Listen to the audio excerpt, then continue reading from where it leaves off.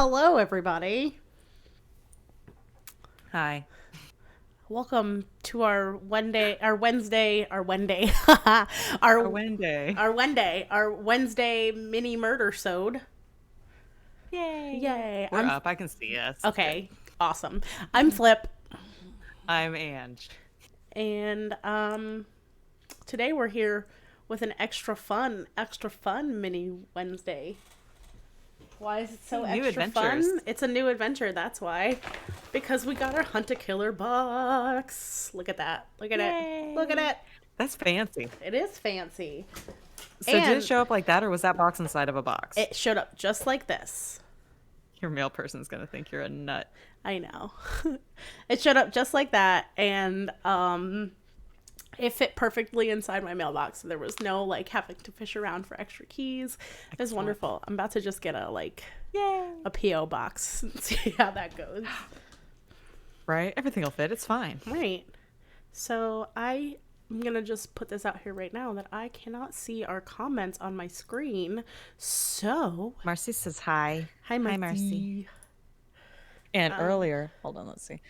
John said, howdy, y'all. Howdy, John. Here's what I'm John, gonna we do. missed you on Sunday. Was he not here on Sunday? He did not comment. Oh man, no, he did. He said howdy. Did he? Yeah, Okay. he said howdy. I don't remember. It's Here's me really judging. funny because if you watch this video on Facebook without sound, it puts up subtitles, and it's just fun to watch the subtitles come across the screen. Yeah, my name is not Ange in the subtitles. It's something weird. And I'm like, what is it calling me? Captions are auto-generated. Okay, so I'm just going to put this up here so that I can at least see the comments down there when they pop up. There you go. So, in case you guys don't know what Hunt a Killer is, it is a monthly subscription box where they send you clues to solve your own murder. Some of them are cold cases, some of them... John says he was not very active on Sunday. He apologizes. It is okay, John. We forgive you. You're forgiven. We're forgiven. We'll give you top fan status again. It's fine. If I ever figure out how to do it, I will totally do it. I don't understand how the algorithm works. I went in there. It was like, nobody has a top fan badge. And I was like, what? Liar. I know. I'm going to have to figure it out. Well, Okay, now just to clarify, this isn't a box to solve our own murder. Like, we have not been murdered. This is a special case that we've been asked to assist on. yes. So they will, and it's also not a real case. Let me clarify that too. It's not like they're sending us like monthly real cold cases. That would be crazy. There was a meme I saw at the beginning of all the quarantine. They're like, this is the time. Get Right. those files. Everybody's at home. Let's just all start solving these crimes at home. And I'm like, that's kind of a smart idea. And the thing is, Exactly. if you did it in the form of a game, then we all think we're playing a game. And then Right. it's Ender's Game. And you think you're destroying a fake planet. And it's a real planet. it's a real and planet. That's the whole thing. So yeah, they send you a monthly box with, I believe they said each will come with 10 clues in a box. And then in each box they give you one like end goal for that box. And then you use all of those clues at the end to figure out who the killer is. This box in particular is somebody asking us to assist in solving a crime. I have been told that there are other boxes where you will be given like stuff directly from the killer, which is Ooh. also interesting. Yes. So you play for 6 months at a time, and then they will send you a new case after that 6 months. And then depending on how quickly you solve the cases, so say we solve this box today, then I can go on the website, click expedite my next box, and they will expedite the next box and send it to me before the end of the month. Sweet. Okay, so let's say us tonight, we go through, me and you were reading all this. We've got people commenting, trying to help it. Mercy, the maid, I'm already calling it. There's I no believe maid we're solving here. the weapon. Yes, we are solving the Trying to find a weapon weapon. today. But let's say, okay, us with the help of our viewers, we solve it today. Great. Let's say we don't. We have a Facebook group, right, for this that we can go in and ask people there that have our box as well? Yes, so there's a Facebook group that has our box, and they will be able to assist us with certain things in the box. There was also this card here that says if you want like hints or anything. Let me see if I can hold that up. Yeah. It says nice. hints, and it comes with a QR code and a password. So if we absolutely need hints and we cannot solve it, then we can ask for hints. But we are not quitters. So No. And we're smart, y'all. yes. With all our powers combined, we are super sleuthy. Exactly. Okay, so are you ready? You want to just put your hat on? Boop. I want to put my hat on. I was going to ask, can I read the one piece of paper that I prepped? You totally can. Y'all, she sent me all the files many days ago, and I was like, I'm going to absolutely do this. I did not. I read the intro letter, and that was it. It's fine. So, let's see. We got a letter, and it is gorgeous. It's from Gray Investigations. So, hello, investigator. I have a case for you. I'm handling a lot of cases on my own right now, but don't worry. I'm confident that you can do this by yourself. Thanks. It concerns an old friend of mine, Julia Adler. We met when I decided to take theater as an elective in college. The fake stabbing was fun for me. The actual acting, not so much. But Julia excelled at it from the very first class, just vanished into every role she played. It took me a while to figure out who she actually was, but once I did, we got along. So, Julia runs her own theater now, The Cadence, in New York. I made it a point to stop by when I was in town a few years ago. It's really kept the Art Deco vibe alive. I don't know a whole lot about theater management, but you don't need to be a detective to tell that she's doing some interesting work. I know you'll like her, and I know you'll be able to help her. She's got a case on her hands that's so weird, I almost couldn't believe it. So weird, I happened to get a wind of it on national news, and as much as I'd like to help, I'm just too busy. So I'll let her fill you in on the details, but there's one thing I want you to remember. Trust, but verify. So trust her, but verify. There are a lot of spinning plates when it comes to a case, so make sure you can find hard evidence to back up anything someone says. I set up a virtual desktop that the two of you can use to share source resources for the duration of the investigation. I use one in all of my own cases, and it works really well. You can log in at, and there's all these website stuff. Your username for the virtual desktop is your first initial and your last name. So, for example, mine's M. Gray. And the password is Porter. Porter. Once you're logged in, you'll find the folder I've created for Julia's case. Yes. It's the one called Cadence, all capitals. The password for her folder is Coliseum. If there are any documents Julia needs to give you virtually, they'll be there. I know you can do it. Good luck. Michelle Gray, private investigator, Gray Investigations, LLC. P.S. Because I'm roping you in on this, I put the word out there that anyone in need should contact you. Don't be surprised if you start hearing from other people in search of a private investigator. They'll tell you Michelle sent them. Mm-hmm. We're investigators, guys. Look at how fun this is. Let's say 562 Maple Court, Chicago, Illinois. Okay, so then you went to the website, logged in and used all the special passwords and stuff. So just so you know, you know what my name is. So the username is P Rose. Like, yes, I deduced. You know what it is. All right, so that was our fancy letter. It's so nice and fancy. It comes on like hard cardstock paper. Look at that. Yeah, it's a real letter, you guys. So, the next thing, well, I'm going to let you know that when you open your box, it comes with a packet that says Start Here. In this Start Here packet, it basically just tells you, like, here are your first steps. So you need to find a space to dedicate. This is our space dedicated to the crime. Yes. We need a cork board, highlighters. You can get a notepad, binder, red string, all that kind of stuff. Right now, this is just our first box, so we will not have that stuff set up. But this weekend, we are going to be getting a cork board set up on this back wall right here. So on Wednesdays, we'll have our information plastered up on there. I also want to create... And a while back, I sent you the link for Google. Oh, hi, Sean. My friend Sean Bronsma is watching. Sean, this is a super interesting case. It takes place in a theater, and I know you're a theater kid, so hey. Get ready. So basically we'll have that like Google document that is like a corkboard, and I'll be able to put information on that too. I sent it to you a while ago, but it's like a collaborate corkboard thing. Okay. Yes. And what we might do is, if you guys are also interested in helping, I can also make that link open to other people, so I can put that link up on our Facebook page, and you guys can join in the fun. Hey, play with us. Yes. So those are our first steps, and then of course they want you to keep everything. If you don't put it up on the corkboard, keep it inside the box, because you're going to need the evidence for all the other cases, so don't throw anything away. Luckily, I scanned everything and sent it, so even if I lost it, I scanned it. How to play. You need to use your analysis skills, physical interaction, and tools. It says to not be afraid to play around with things in the box. Okay. So, hold things upside down, hold it up to the light. Nice. I'm going to assume they're not going to ask me to set anything on fire, but I have seen some codes that are decoded like that, but I'm fingers crossed they're not asking me to set anything on fire. I was like, invisible ink, don't you have to like heat up underneath the paper? Heat up the paper. Yep. This is great.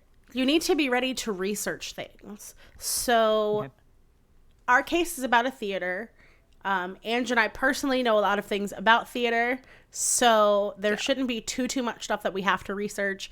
But of course, we have other theater resources that we can go to. So, Bo, don't be alarmed if I call you in the middle of the night and I'm like, this thing has bothered me all day. Can you tell me what it is? Yeah, we're like, Bo Wade, explain a ghost light to us. Bo Wade, explain a boom. And he's just like, oh my God. All of a sudden, I'm just texting John Sporto at 6 a.m. John, I need your help. He's like, woman, what? What is this for? Is there a murder? Are you saying a murder? And you're like, I mean... Yes, but no. Yes. Means, motive, and opportunity. Hi, Carrie May. Hey, other theater. You may be our other theater resource. Yeah. Means, motive, and opportunity, of course. And then, of course, take notes. There's digital evidence. There's resources online. There's Facebook groups, all kinds of stuff. And I think in your boxes every month, they send you like little random things. So like we got a little pin this month. Cute. So... Yay. Awesome. Hi, Julie. Julie's here. Marcy's sister, and Marcy's here. Hello. Hi, friends. All right. So on to our next letter. Our next letter comes from Julia Adler, who is the owner of this theater now. Again, really nice, fancy Cadence Theater is posted up in the corner. And it's like blue. It is. It's a fancy piece of paper. It's cool. So this letter says, hello. First of all, thanks for taking my case. I don't know what I would have done if Michelle hadn't put us in touch. I'm not sure how much she's told you, so I'll start from the beginning. That's a Murderbox what? Yes, it is. It's called Hunt a Killer. And you missed, we did a first opening letter that we got from a fellow investigator telling us, hey, I've got a heavy workload, so I'm sending this case to you. If you can help Michelle out, she's in this theater and some weird shit's gone on. So now this is the letter from Michelle explaining to us Julia. What's going on. Or no, from Julia explaining what's going on at her theater. Yes. So I'll start from the beginning. I run the Cadence Theater, which has been in my family since the 1930s. Money's tight, so I recently decided to see if we had any antique costumes that might be worth selling. I wasn't exactly thrilled at the thought of auctioning them off, but I owe it to my family's legacy to keep this place going. Anyway, I finally started doing an inventory of our costumes, and I got to this trunk at the very back of the attic. When I opened it up, there was a body inside. I thought at first it was a fake mummy from some old stage production. I even took a picture to show the property master. Then I noticed this awful smell and I realized it wasn't a prop at all. Y'all, it's never a mannequin. Never. It's never a mannequin. Disgusting. While I was waiting for the police to show up, it occurred to me that the body might belong to Viola Vane. Back in the Depression... Yes, Viola. Back in the Depression, she worked at the Cadence as an actress, a pretty good one by all accounts. When I was a kid, the stagehands told me about how she went missing without a trace after some ill-fated rehearsal. So I had all kinds of wild theories about what happened to her. It turns out she was in the attic all along and no one knew it. It's horrible to realize that every moment I've spent here, pretty much every moment my dad and grandparents spent here too, for that matter, she was up there waiting for someone to find her. Christy, no, not real. We're playing a game. Oh God, no. It's Hunter Killer Box. It's not real. It seems real. It seems really real. Also, John, that's fucked up. Theater composting. Our Earth Day episode meets our Hunt a Killer episode. I'm keeping a body in a trunk. Gross. Anyway, the police came and processed the scene. We got the full crime lab experience for a few days. However, once they confirmed it was Viola Vane and realized they weren't dealing with a recent homicide, the investigation started to fall down on their list of priorities pretty quickly. I'm sure they have more pressing issues to deal with than a cold case that's more than 80 years old, but this poor woman doesn't deserve justice any less because she was murdered a long time ago. I realize any leads may be stone cold by now and that her killer is probably dead and gone, but I still want to do right by her if I can. Wouldn't she have decayed more? So, Carrie Mae, I think in one of these, in something that we're going to go over today, it'll explain why her body did not decay more. And if I get a chance to make an actual album about this and do like the Google Doc about this, which we'll share with everybody, I have the actual they sent me like the crime scene photos of what the mummified body looks like. It's disgusting. I looked at it and I was like, oh my God. Oh my God. Great. Box was good at sealing out the air. Yes, that's right, Marcy. I know the police don't have the same personal connection to this crime as I do, but I get the feeling they haven't been very thorough. After they released the theory back to me, I took another look around the attic and found an old cufflink stuck between the floorboards, basically right under the place where the trunk was. When I brought it to them, they said that it could have wound up there at any time, so it wasn't of sufficient evidentiary interest. Whatever that means. Maybe they're right, but it makes me feel like I can't rely on them to solve the case. So the cufflink was actually sent to us. This is what the cufflink looks like. Yes, the cufflink was sent to us. We have the cufflink, you guys. How cool is that? So that was found over by her body. Yes. In the floorboards. In the floorboards by the trunk. We have the cufflink. Cool. Hi, Brittany. Okay. Hey, Brittany. And I need to move... What does it say? Okay, yeah. And I need to move things along forward as quickly as possible. It was bad enough that the theater had to close down while they processed the crime scene, but the press has been hassling me endlessly too. Worse yet, the theater's board of directors is blaming me for all of this. I don't know what they wanted me to do, pretend that I didn't find a body? I need you to help me clear this mess up so that we can get things back to normal. Jewel says it's so cool. It was really cool. I opened up the box and I was like, what is this? And then you read and go, oh, it's the pin. Right? I'm sending you Meanwhile, go ahead. I would say we all know right now about how bad it is when a theater is shut down. Right. And yes, let's help her get her theater open. Because this is a legit reason for closing it. Exactly. You know, someone died on the premises. Oh my God. I'm sending you as much information about the theater from around the time Viola disappeared. We have a lot of old records from that era, but it's going to take a while to comb through them. I have to admit that some of the handwriting can be a little hard to read, but I've had enough experience puzzling through my grandparents' records that I'm actually pretty good at making out what they say. In case you have trouble parsing any of the cursive, I've left transcripts of handwritten documents on the virtual desktop that Michelle set up for us. I'm also sending a copy of the forensic report.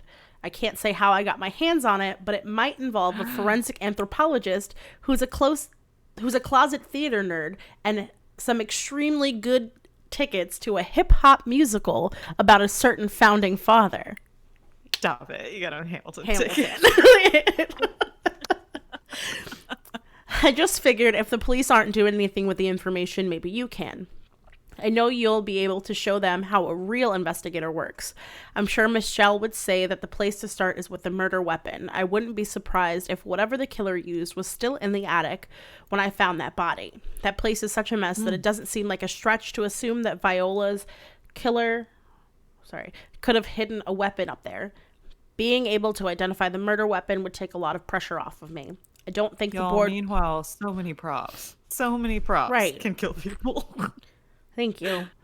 I don't think the board will be too happy to hear that I've engaged a private investigator to look into Viola's death, so I'll keep your involvement under the radar for the time being.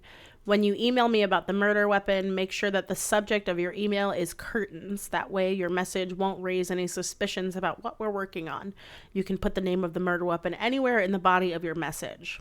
And then she gives me her email address, and she says, maybe with your help, this case will finally get its big break. Okay, so when we actually know what we think the murder weapon is, we email that email address? Yes. With the subject line curtains? Curtains and the murder weapon somewhere in the body of the text. Excellent. So we can craft some cleverly worded email. Yes. Okay. Oh my gosh. Y'all, this handwriting. Woof. So that was a lot to take in. Oh, that's Do so you funny. guys have any questions for us right now? Yeah, anybody just popping in too. Let us know that you just popped in, and so. So wait, it's actually real. No, it is not a No. real case. So they basically have writers who come up with a murder investigation from start to finish, come up with all the characters that are involved, and then send these boxes out. So I think they said at a time there's like a possibility of like 4 different boxes that you can get. Yep. And they just randomly select them and send them out to you. And what they'll do is they take so many people signing up for the subscription a day in their box whatever, and then the next batch is box whatever. Yep. Did you put in anything to let them know that we like theater, or did this was the happy coincidence? Just a happy coincidence, to be 100% honest with you. But I will tell you that from what I've seen, when you sign up for it, so I went in and signed up for it, and it'll say to me, like, you need to apply for it. So how do you feel about solving investigations? What are you interested in? What do you do? Things like that, so that it kind of like they're able to determine whether or not it would be a good thing for you to participate in. And then they'll say to you, like, are you going to do this by yourself? Are you going to do this with friends? Which is why I believe in our letter, it said you too. You too. Because I said I was going to be doing it with somebody else. Okay. And then, of course, they also have commented on our Instagram posts about this too. So they have a little bit of insight about what we're doing. Yes. This is cool.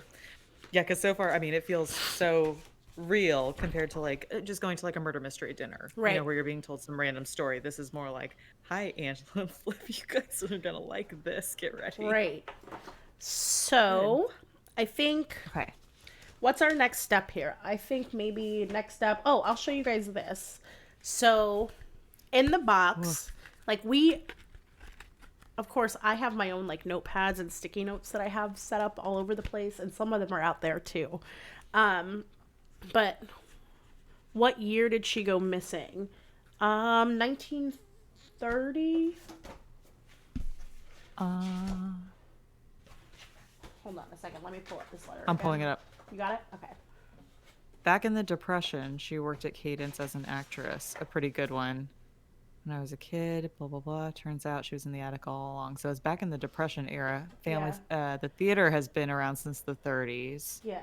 And they said this murder happened 80 years ago. So so everything that's written to us is written to us in real time. So our year minus 30 or minus 80 years. 80.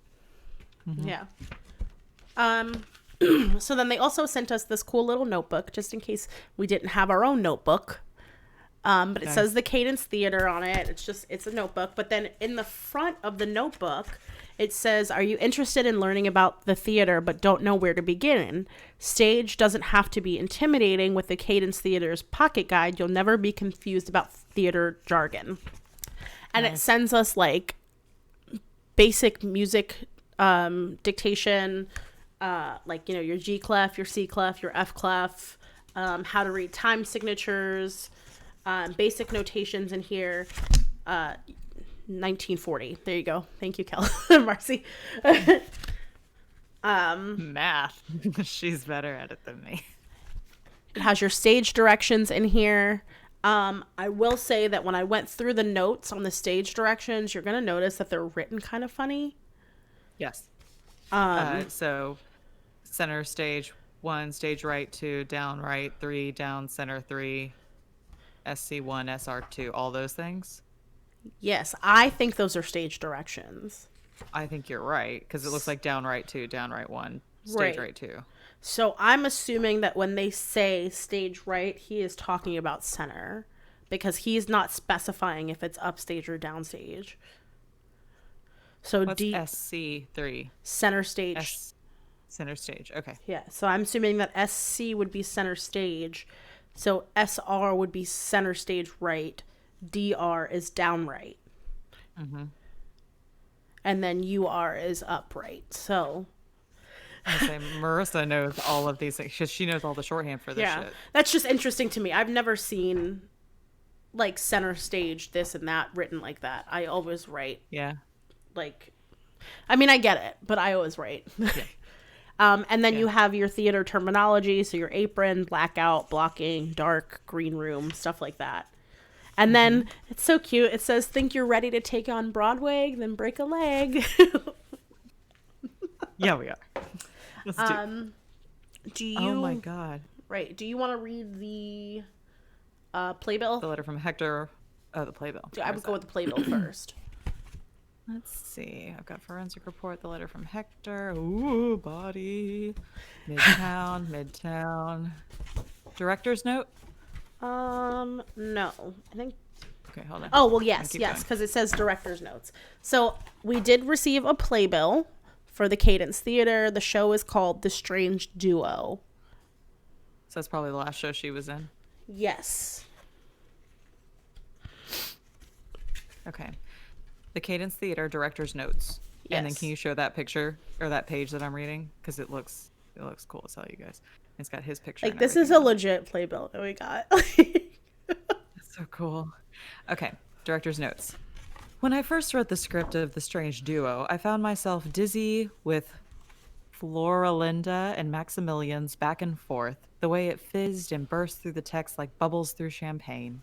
I knew the show needed to be staged and that I was going to be the one to do it. My longtime associate, George Erickson, agreed wholeheartedly when I got him on the horn to talk about it. Even George's wife, Ruth, who doesn't typically involve herself in matters of theater, reportedly cracked a smile when glancing over its pages. But the question remained. Who to cast as the secretly sensitive playboy Maximilian and the starry-eyed salesgirl Floralinda? Luckily, we found two actors with tremendous charisma on stage. We had the good fortune to run into Mrs. Olga Gaina, Gaina, Gaina, at Sardi's. And the moment she introduced her daughter, Viola Vane, George decreed he'd found the perfect Floralinda. Of course, I agreed. As for Maximilian, Hector Rowland would have to take another wing onto his country house to accommodate his ever-growing award collection someday. Any production would be lucky to have him. The rehearsal process revealed Hector to be surprisingly down-to-earth for a fellow who could recite The Wasteland in its entirety, and Viola is a director's dream, receptive to feedback, and yet full of surprises. Watching her compare notes with her understudy Evelyn would always bring the goofiest darn grin to my face. That isn't to say that the production has been all syrup and smiles. Rehearsals were difficult at times, but they were always rewarding. I'd be remiss to not give a hand to the work that happens behind the stage as well, in particular the work of Joseph Sampson. He, like all great stage managers, is by far the most sensible man in every room he enters. His efforts have been invaluable in bringing the world of the show to life and keeping it alive. I hope that tonight you'll all fall just as deeply in love with The Strange Duo and its cast as I have. Ira Adler, director. So John asked, could there be a clue in the notebook? Does anything look off? There's nothing in the notebook other than just those little like things. It's just a blank notebook other than that.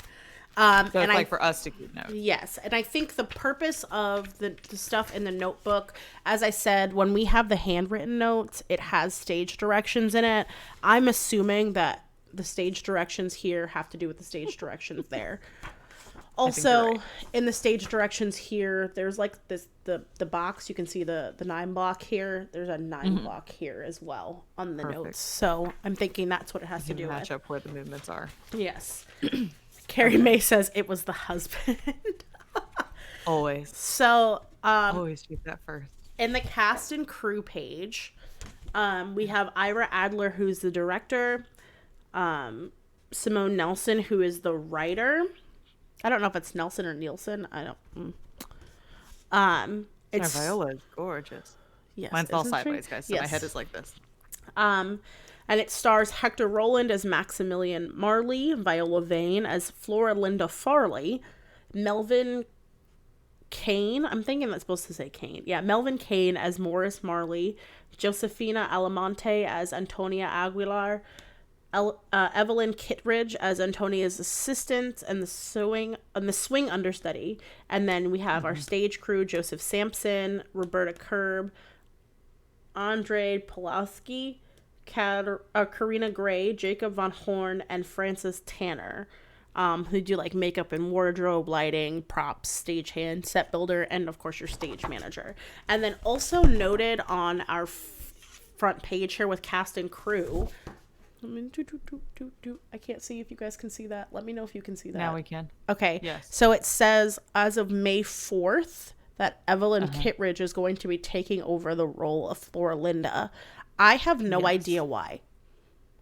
And I've read through everything in our box and I still don't know why. So that has to be, there's a reason she was gone at that point. She was gone by May 4th. Right. So there's some reason as to why. And my highlighter isn't over here. Hold on a second. Y'all, Evelyn looks like she could absolutely kill somebody. Right. Hi, Mom. My mom's watching. Hi, Mom. Hi, Mom. Happy Hold on. Let me get my Mother's Day. highlighter. Happy belated Mother's Day to everybody. So for anybody that's keeping track right now, we just went through a shit ton of names. So that was what? Director, writer, main cast, 1, 2, 3, 4, 5. So we're at 7 plus crew, 8, 9, 10, 11, 12, 13 people that are involved in this production if you count the writer. So I'm guessing the writer was around for this one. Okay, so Flip, I just went through and counted all the people involved, including the writer. There's 13. Lucky number 13, y'all. So I've got my fancy highlighter, and I got my pencil. Because, you know, Yay. as theater kids, we keep our pencils handy. Good. Mercy. May the 4th. May the 4th be with you. Yes. All right. So we're going to write down here, Viola replaced on May 4th. And I'm just going to put a question mark next to it, because why? Yes, because as of May 4th, the role of Florinda will be taken over by Evelyn. Like I said, it doesn't say why. I don't know. I read through this, and I don't trust Evelyn. I don't trust her. No, and what did I read in his letter? He mentioned her. Evelyn, she was the understudy? Yes. She would always bring the goofiest darn grin to my face. But that doesn't say the production has been all syrup and smiles. Rehearsals were difficult at times, but they were also rewarding. Okay.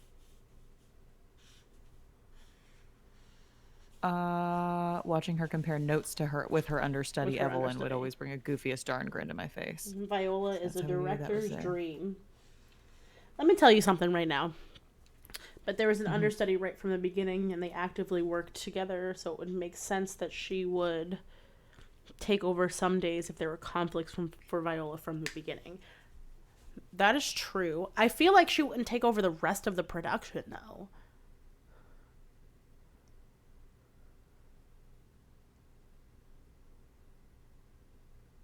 Andrew, are you speaking out loud? I am now. Okay, as of May 4th, we'll let my Aunt Nitty from Chile is in here. Hello.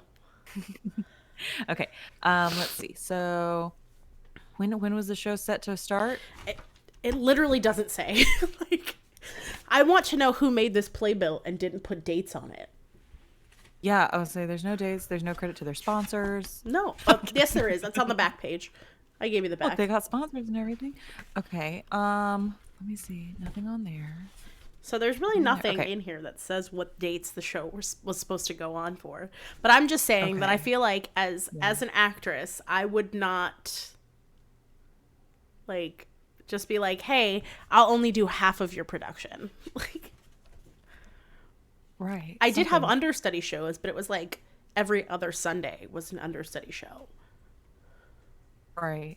Um, yeah, even in that first letter, there's nothing about Mm-mm. actual dates for it. Okay. Okay, so start date of production question mark. Yes. Okay. Okay, Also, hold on. Because there's a letter, that letter from Hector. but I it haven't doesn't even say read it, when the show but it's got starts. dates at the bottom. Yeah. Does it?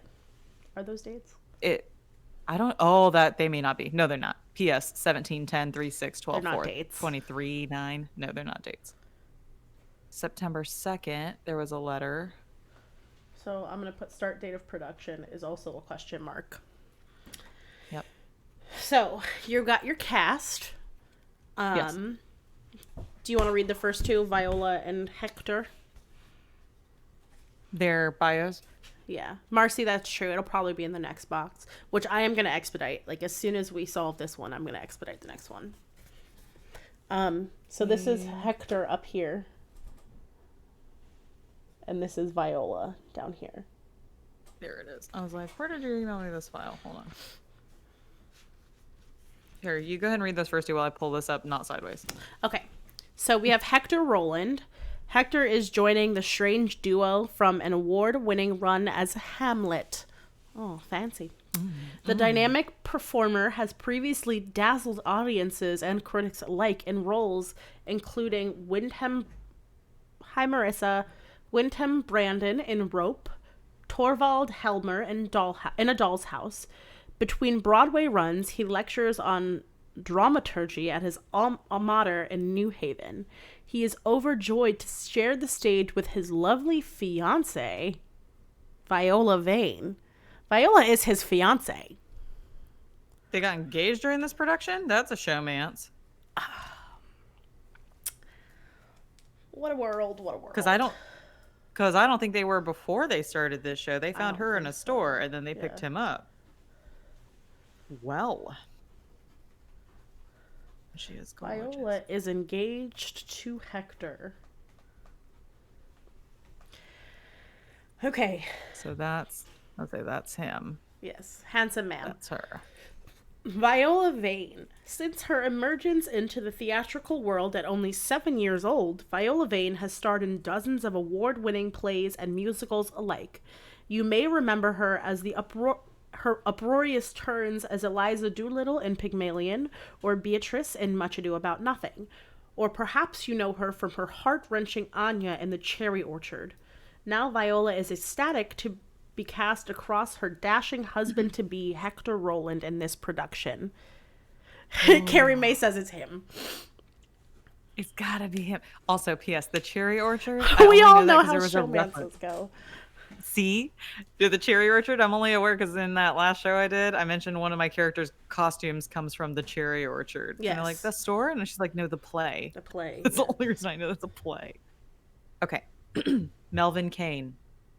Okay, so now you guys were on to page 2 of this playbill. These are the people we're going to be talking about. So Melvin Kane. Melvin is a comedic veteran, best known for his involvement in the smash hit traveling comedy sensation, The Four Fools. When he isn't on stage, Melvin enjoys the practice of martial arts. Fun. Josefina Alamonte. This is your first time seeing Josefina on a Broadway stage, but it likely isn't your first time hearing her. She recently parted ways with Richard Bellows' Swingin' Orchestra to pursue acting, and we here at The Strange Duo are lucky that she did. And then Evelyn Kittredge. A country mouse at heart, Evelyn is new to the Big Apple, but an old hat at performing. Back in her small town, Ohio, her only audience was her large and loving family. Nowadays, all the world's her stage. Evelyn has been a featured ensemble member for the smash hit musicals Nothing Stays and Farewell Fowley. Right. So, as the small town girl gets in here and gets a big head and murders it. Sorry. I'm so just judging. as I was going through this playbill, Yes. the first things I noticed here, Hector Roland has Rope, a Dollhouse, and Hamlet listed as shows. Mm-hmm. I know all of those shows. I've heard of all those shows. Yeah. Next up, we have Pygmalion, Much Ado About Nothing, and The Cherry Orchard from Viola Vane. Mm-hmm. Then in Melvin Keynes, he has The Four Fools. The Four Fools is not a show. It says it in there. It's a traveling comedy and sensation. So The Four Fools is a fable. Okay. And basically in the fable, it's like this king asks you to go out and find the most foolish people in town. Four of the most foolish people in town. And the person brings back 2 people that he thinks are fools. And then when the king asks him, how come you only brought back 2? The person says, well, these 2 are fools. You're a fool and I'm a fool. Oh, wow. Josephina doesn't have any other productions that she lists, but then Evelyn says that she's been in smash hit musicals Nothing Stays and Farewell Foully. I couldn't find anything about those shows. I've never heard of them. Huh. I don't think those are real shows. And like, if anybody in the comments, anybody who's watching knows, can you just like drop that in the comment? Because I have never heard of Nothing Stays or Farewell Foully. Yeah, and when I Google Nothing Stays script, I have Nothing Stays Buried. But not normally you do that and a script pops up Right. where you can buy it Right. or show information. Okay. And then Farewell, Fowlie, Yes, Fowlie. You can put it right there. play. No. So it's not a real thing. No. So that's my question. Like, she's just listing fake stuff. Everything else is real in the playbill. That's why I question it. Yep. Okay. Good. Good questions. So I'm going to highlight that as well. Very smart of you. Meanwhile, I'm like, how many words does each person have in their bio? Why No. is Melvin so short? No, that that was the matters. first thing I noticed. I was like, oh, this is a show. This is a real show. This is a real show. Because it, like, plays to, like, the continuity of things. Like, everything in this box is real. And then you have Right. those 2, and you're like, that's not real. What the hell are you talking about? I've never heard of that in my life. Either they all would be fake plays, Or they would all be real. all be real plays. Yes. Right. Okay. So who really is Evelyn Kittredge? Oh God. I don't trust her. And that is why I don't trust her, because she Bio, we listed don't even know. fake things in her bio. Okay. Brittany, there are definitely hints of some sort. Yes, I agree. Mm-hmm. Okay. What am I reading next? Give me something else to read. What am I reading? You want to read the synopsis? Sure. Synopsis. Act 1. Floor of Marley's department store. Floralinda Farley, a worker at Marley's department store, is in hot water after selling actress Antonia Aguilar allergenic roses. As an argument erupts between her and Antonia's assistant, a bottle-aching Maximilian Marley is roused from a nap beneath the jewelry counter.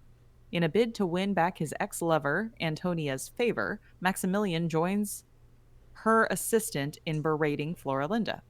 Mr. Morris Marley overhears and declares that Maximilian must learn humility by switching lives with Floralinda. If Maximilian is unable to prove himself capable of doing so, Floralinda will be declared Morris's heir in his place. Act 2. Act 2, a charity gala. A destitute Maximilian, who has taken a second job as a waiter, runs into Floralinda at a charity auction.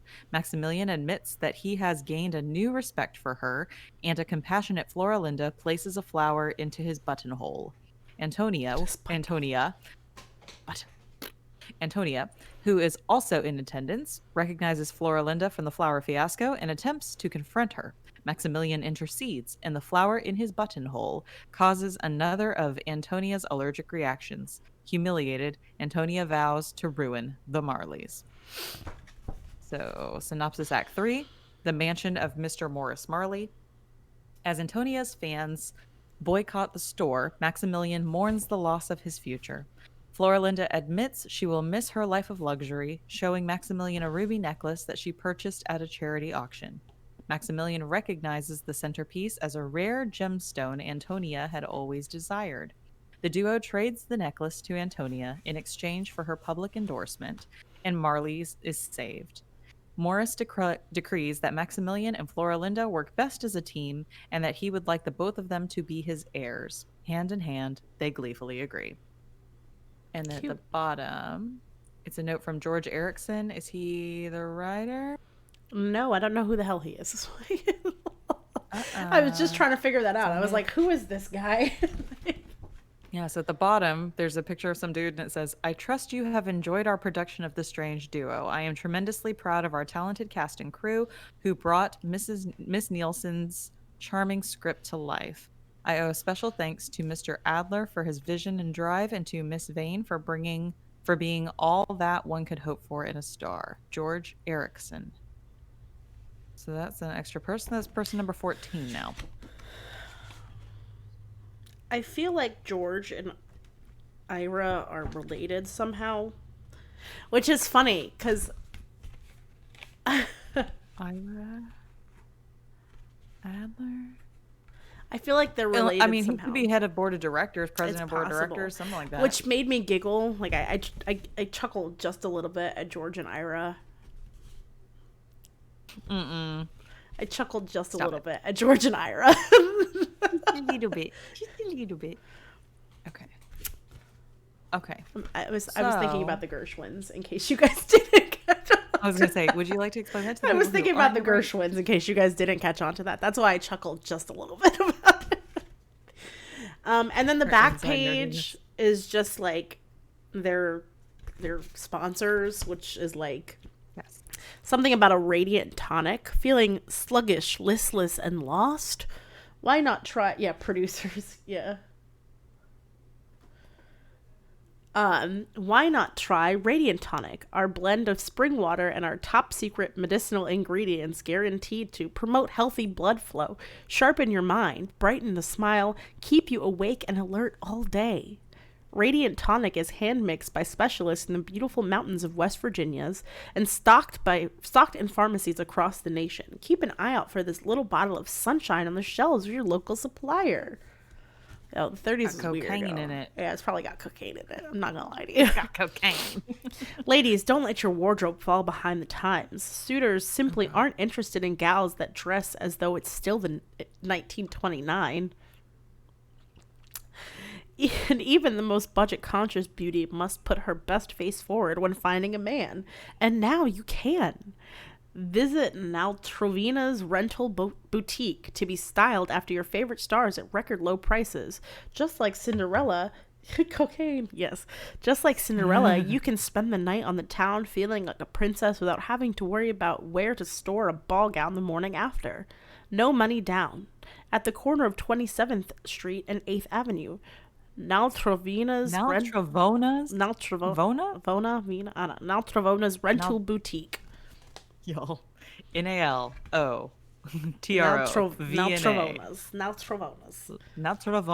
Yeah, that doesn't really roll off the tongue too well. Not even a little bit. Okay, so after reading that, does anybody have any questions? We've gone through the playbill. We went through. Okay, so we started with our letter of why we're in charge of this case. Yes. And then we got our letter from the person that discovered the body and has the problem. Mm-hmm. Then we went through the program and went through all the bios of these actors, the letter from the director, all of the sponsors at the end, ads, that kind of stuff. Right. So at this point, we've learned that Viola and Hector are engaged, which is weird. Yes, because they definitely weren't at the beginning. Yeah, they weren't at the beginning. We've also learned that Viola was basically just discovered at a restaurant. Yeah. But Hector is like... Hector is like top tier right now. Hector is like the best actor you could ever find. He is the most prolific actor in the Flagler and Volusia counties. We need this one. I'm sorry. This is our one. Because I was trying to find, the director said his longtime associate George Erickson. Who's that? Probably the producer, because we just read his note at the end of the... Okay, so in his director's notes, he mentions my longtime associate George Erickson agreed wholeheartedly when I got him on the horn to talk about it. Even his wife Ruth, who doesn't like it, was excited about it. And then we needed to cast these people, so we found 2 actors. We had the good fortune to run. Who's sad? Is it Bo? Is Bo sad? Oh no. We had the good fortune to run into Olga Gaina at Sardi's. What is Sardi's? It's a restaurant. It's a restaurant. Okay. The moment she introduced her daughter, Viola, and we decided that was the perfect girl. Hector Roland will have to track another wing, da-da-da-da-da, and then the next guy. So it does. You would think if they were engaged before, then yeah, we wouldn't have had this issue. So they just got engaged. He would have introduced his he would have introduced his fiance, and Right. that's how she would have gotten the part. So they just got engaged. Okay. Great. Interesting. So didn't it say Viola was discovered in a restaurant recently, or had she been doing shows since she was 7? So Viola says in her bio that she has starred in dozens of award-winning plays and musicals since she was 7 years old. But I think, what's his name? Ira and George were introduced to her at a restaurant. When they ran into her mother. Yeah, when they ran into her mother. Her mother said, "This is my daughter." Because he's stuck at work. I'm sorry, Bo. You'll have to rewatch it. Bo is sad. And this is right up his Strasser's. I know. Every theater person in her feed's like, "This is great. This is the best thing I've ever seen." Oh, thank God. I happen to have, Joey brought my laptop in here. So I still have the stuff pulled up on my screen here from the case. Thank Damn, God. your nails are so pretty. Mine? I have this close up of you holding the pin. Oh, yeah, and I'm like, I think your nails still look like that because that was just a couple days ago. Yes, they do. Nails. Okay, great. Okay, so what else can we actually read them that's not just you showing them a picture of like the placement of the body and all that? This is all just going to get into notes. No, we have the note. So we just talked about George Erickson, who is, I'm assuming at this point, one of the producers or on the board of the theater. Gotta be. So his wife wrote a letter. Okay, so we're narrowing time down even more. September 2nd, 1934, Ruth Erickson writes a letter to Ira. So I don't know who's out. Is it Marcy? Marcy's out here keeping time on our dates. Thank you. So this one's September 2nd, 1934, Mr. Adler? Yes. Ruth writes a letter to Ira. And in that letter, she says, "Mr. Adler, you know I have the utmost respect for your work. With that in mind, I hope you'll consider what might seem an inordinate request. Do not cast Viola Vane in your next production. She is immoral and sets a poor example for those around her. As a new mother, I cannot expose my child to such vulgar influences. Miss Vane masquerades as an ingenue, but no respectable woman would act in such a manipulative and conceited manner. Her presence will only do your production harm. I pray that you will make the right right decisions. As Proverb says, withhold not good from them to whom it is due, when it is in the power of thine hand to do it. Respectfully, Mrs. Ruth Erickson." Damn! I don't know what the hell Ruth has going on. Okay. Ooh, drama. Yes, Jules, drama. Marcia says this is 6 years before she was murdered. Okay. Okay. Drama. Who? Who? Can you imagine? Now it's just you go up to your director and go, "Here's the thing. I've been But working now, with this what the D-bag the hell entire fucking did? time." Yeah, what the hell did Viola do? Yes. So that's the thing. So she's going through this whole, she acts like an innocent ingenue, blah, blah, blah, blah, blah. And this is the director's wife writing this letter? The not the director's wife, the Producer's wife. producer's wife.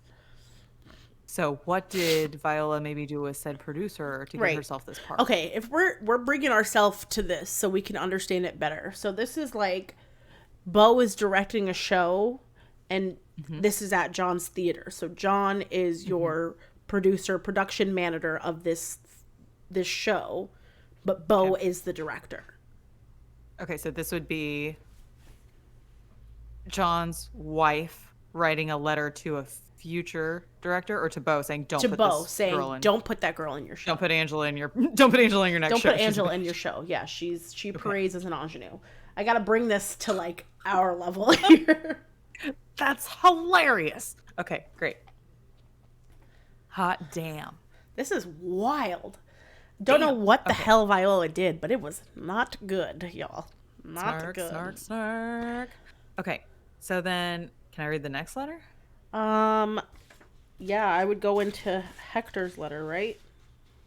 Yes. So that last one was September 2nd, 1934, and this one So- is December 25th, 1934. Okay, that's one we just read. It's a Handwritten. little tiny handwritten letter that they gave us.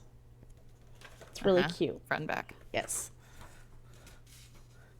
So the next letter is from Hector Rowland, and the date 3 on months this later. is December 25th, 1934. Okay, which one's Hector again? Hector is Viola's fiance and the co-star of the show. Ira. Yes. How are you and Evelyn holding up? I wish we'd had more time to speak during the cast party, but George kept the two of you cornered for practically the entire evening. Yes. I already have a question. Yes. So this is after the show. Just rename all the characters to be our theater people. Exactly. I already have a question because this says, Ira, how are you and Evelyn holding up? Holding up. Why the hell is he asking about Evelyn? Okay. Okay. So, Finish reading the letter. Ira. Yes. Ira, how are you and Evelyn holding up? I wish we'd had more time to speak during the cast party, but George kept the two of you cornered for practically the entire evening. I wanted to say that You Can Leave It Right Here truly did deserve better. The two of you were fantastic. So was I, for that matter. Sometimes these things just happen without any rhyme or reason. And I'll always maintain that seeing your show fail spectacularly is a rite of passage in this business. Honestly, I was happy to be relieved of my responsibilities to You Can Leave It a few months early. Okay, so the show closed early. It was the perfect excuse to take a trip to the country house. I've still been having a hard time coping with everything, you see, and I was hoping the Connecticut air would clear my head. I was so tired of scanning every open doorway and grimy side street in the city for Viola. But as it turns out, I started casting furtive glances at the tree line here instead. Could she be? Why would she run off without telling any of us where she was going? Viola's one of the few people who ever got to know the real me. I thought we were going to be companions through all of life's trials and joys. Deep down, I'm still hoping that all of this has been a terrible misunderstanding. The press are still calling at all hours and sending all manner of offensive queries to my team, of course. Most to ask for my statement, some just to assert their thinly veiled accusations of foul play, as though the investigation hasn't already been closed. I do understand that I must look the humiliated former fiance of the vanished Viola Vane, but it's downright insulting how little credence anyone but my closest friends is willing to give me in all of this. Wherever Viola is, I hope she's got enough money on hand to cover a warm meal and a payphone. One call and I drop everything to bring her home. She belongs at the Cadence, with the people who care about her. I know you feel the same, even if things had gotten a bit strained between the two of you toward the end of Duo. Let me know if there are any new developments. Happy holidays, Hector. P.S. 1710. 3-6, 12-4, 23-9, 23-8, 24-10, 23-13, 5-12, 7-10. Okay. So, Okay. things that Yes. stand out to me immediately. Are Yes. Ira and Evelyn together? Because if I'm sending a letter to somebody, I'm not sending a letter to you saying, "Dear Angela, how are you and Marissa holding up?" Yeah. Because why would I ask you that? Right. Right. We don't live together. We're not married. It would be, how are you and Trevor doing? Right. Okay. Hold on. Viola is I'm already so missing, so she could not have been murdered in 1940 because she's already missing in 1934. Yes. So she goes missing somewhere between September of 1934 and December of 1934. Okay. But definitely before the end of the show, because that's how they were saying it was such a disaster with the show. Well, they're talking about a different show. You Can Leave It is a different show. Right. So it looks like Ira, the director, ended up maybe leaving his wife and he's hooked up with Evelyn, It's possible. who's the understudy for everybody keeping track of Yes. these millions of characters. I just had to go check. So, okay. So, Evelyn holding it up. You Can Leave It happens after The Strange Duo. Okay. So if we're looking at this in terms of our theater time, Strange Duo would be our opener of the season, Which September? which is your September date.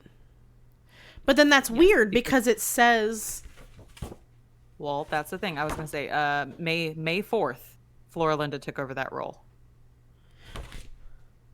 yeah, that's why I'm confused. Some September and December. Yeah, that's why I'm confused. Okay, good. We're all confused. I'm super confused because I'm sitting here going, the first show opened in September. No, it didn't. It fucking opened in May.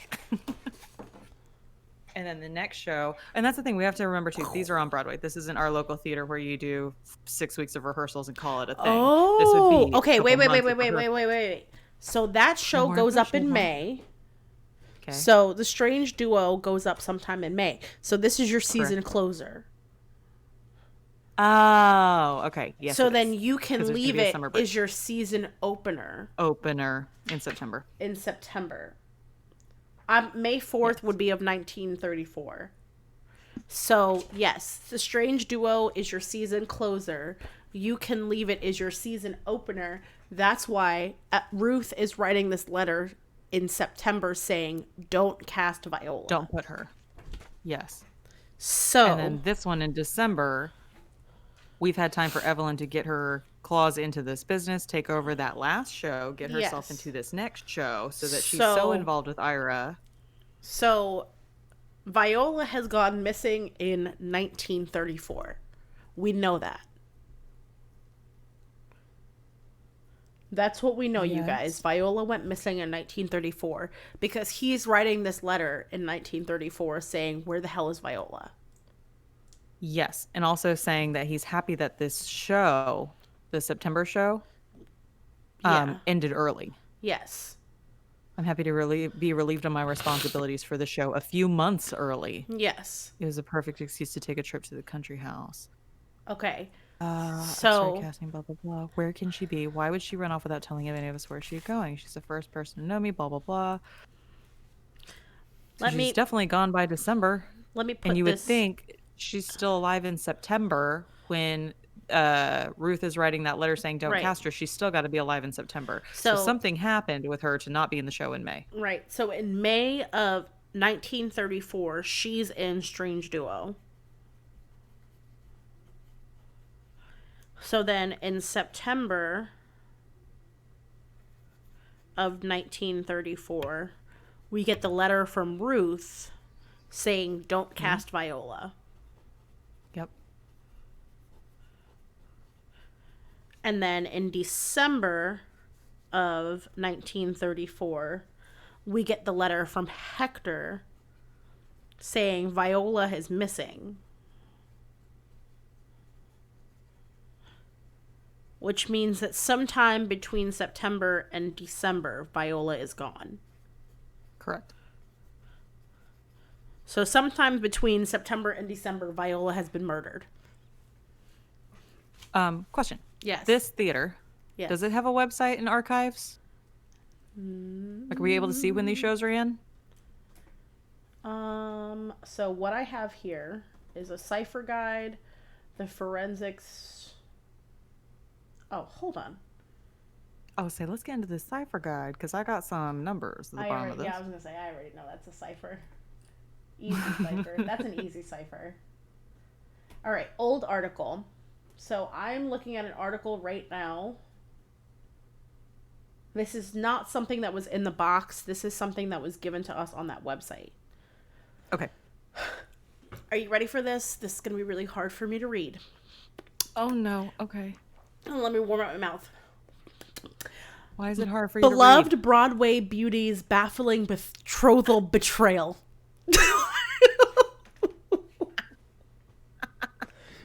Excellent diction. Beloved Broadway beauty's baffling betrothal betrayal.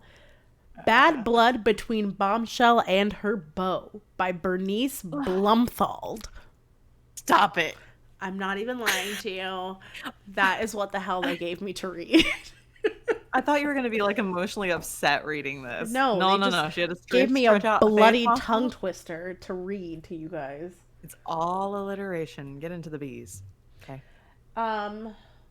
So scanning this article. This article was written February 25th of 1934.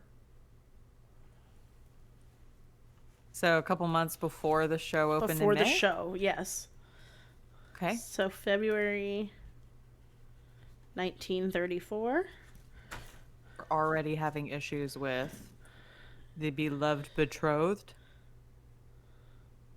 The beloved betrothed betrayal. Yeah. Brittany goes, it's Bo Wade. It is Bo Case Wade. solved. Yeah. They are not engaged anymore as of February. Fuck. They gotta submit those bios early. So. Well, when did the show open? That's the thing. Because like we said, she took over in May. Well, how long is the show running? They run for a long time. They run until there's no more funding or people stop, ticket sales and stuff. Cats has been on Broadway for fucking ever. It was one of those. Rent, same thing. So if it's a successful show, it could run for years. Yeah. So. We gotta remember, it's not us running for 2 weekends at a time. Right. Hoping for a 3-weekend run. Right. Getting pissed off when it's a 1-weekend run. And you've worked really hard on that Shakespeare. And it's one fucking weekend. And you can't even get your friends and family to see the goddamn show. Support your friends. Just kidding. Y'all, there was a meme real quick before we get into this. All the people who listen, Angela, all the people who need to know to support their friends aren't actually watching this right now. They're all here. The good ones are here. The ones who there was support a meme. everybody are here. There's a meme that went around and it was like, for the quarantine, stay home. Like when your theater friends ask you to come see their show. You can stay home for that. Yeah, one time for the people in the back. Virus. Stay home. So yeah, they got. What does the whole article say? So their engagement. Is it just the line? No. God, no. Okay, good. Award-winning thespian and all-around heartthrob Hector Rowland confirmed the end of his engagement to co-star Viola Vane last week when the two were pressed for details on their relationship at the stage door of the romantic comedy The Strange Duo. So this show has been running for a little bit. Okay. If you must know, Viola and I are no longer engaged, Rowland said in response to a reporter's questions regarding the rumor that First Lady Eleanor Roosevelt was to attend their wedding. I have no further comment except that my heartstrings have been plucked out from my chest and tossed into the gutter, and that I may never love another woman again. Ooh. You're muted. No, I'm not. Am I? You were for a second, yes. Dramatic. Over dramatic, man. Over dramatic. I'll never love another woman. I will, however, soldier on for the sake of the show, and I hope to remain on good terms with Viola. Kill her and put her in a trunk. Viola herself remained wide-eyed and tight-lipped when pressed repeatedly for a comment, leaving the scene shortly thereafter. The lovebirds' courtship began after Roland and Vane were cast opposite one another in the strange duo. Things heated up for the steady pair faster than uninsulated spotlights, with witnesses reporting longtime bachelor Roland dropping to one knee beside a table of Dom Perignon, oysters Rockefeller, and scattered rose petals at the Waldorf Astoria. Oh! Oh, fancy. Just weeks before opening night. But now it seems as though insurmountable troubles have entered paradise. Why would such a handsome couple feel the need to call it quits? Perhaps the stress of production dampened the duo's spark. Perhaps the actors found their egos clashing on set. Or perhaps a man's man like Roland was simply too much for a delicate young flower such as Vane to handle. Good Lord. A delicate young flower. Ugh, I'm disgusted by that entire thing. Case solved. I saw you post that. Drama. Hi, Ryan. Nice to see you, friend. Yeah, exactly. It's just a whole lot of fucking drama. Okay, so now we know that this show fucking probably this like, ran for and months. Everything. Yeah, I would say fall goes through the spring because they broke up in February. Yeah. So now I'm not too upset about her taking over the show on May 4th because I'd be fucking tired of the show. I'd be like, I'm sorry, you still want me to play a love interest with my ex-fiance? I've had it. I need out of this contract. It's been 5 months. Like, yeah. Okay. And meanwhile, she's out, so she's already looking for more projects. And Ruth's in there like, hi, please don't put her in your next project. Mm-hmm. This crazy wingbat, we don't need that. Okay. So now we have all that information about all the foolishness. Good. And some dates. Let us look at the bottom of this letter here. See those codes, guys? Those codes. This is 100% a cipher. They're right here. That's 100% a cipher. Sorry, my nail broke. So this is 100% a cipher. Okay, let's solve a cipher. Guys, we're solving a cipher. We have been given a cipher guide. Also, side note, while you pull up that guide, me and Flip one time were in an escape room. I spent a good lot of that escape room walking around in a yellow raincoat, holding stuffed animals that was none of my business. Flip over here is on the ground, doing a cipher, trying to figure out some shit in the sky. And like what the stars are spelling out for quite a while. Yeah. The cipher involved math. You guys, math is not my strong point. I am a theater kid, and generally math is not a theater child's strong point. No. Literature and history, that is our strong point. We can dance count 1, 2, 3, and 4. 1, 2, 3, and 4. And 4 is, and the word and is a number. And then you hear 5, 6, 7, 8, and 1, 2, 3. 6, 7, and 8, and go. 2, 3, 4, 5, 6. Diane, where are we? 9, 10, 8, 5, 3. Shit. Exactly. Glad Theater we're doing kids. this. Y'all normally we talk about just straight up murder, and today it's like, oh, there's the theater side of these dorks. So this code is what I would like to call. Oh my god, I just found another code in here for another part of this case. Sorry. Woo. This code is what I would like to call what is called a book cipher. Okay. We have to find the book. No.